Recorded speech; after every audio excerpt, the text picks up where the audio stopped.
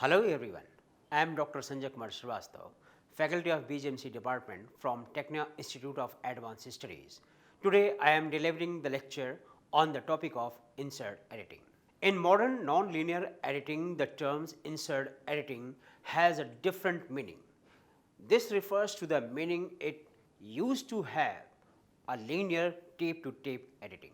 Sometimes you want to insert a new video clip over top of existing video footage. For example, you might have a lengthy shot of a person speaking and you would like to insert a few cutaway shots to break it up and make it more interesting.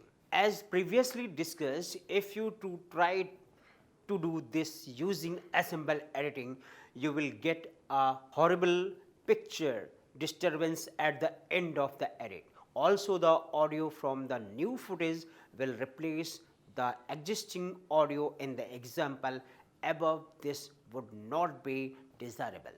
The answer is insert editing, a method of interesting new video over old video with clean beginning and end points. You can also add new pictures while keeping the original audio. Unfortunately, not all video machines are able to do video insert. It is a relatively advanced function for consumer level equipment and normally only available in semi-professionals or professionals machines.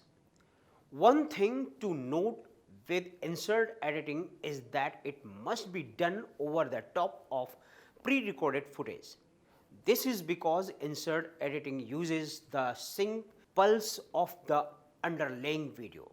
If you try to insert edit over unrecorded video tape, the picture will be unstable. The way insert editing works varies between machines. So I hope you understand the lecture on the topic of insert editing. Thank you.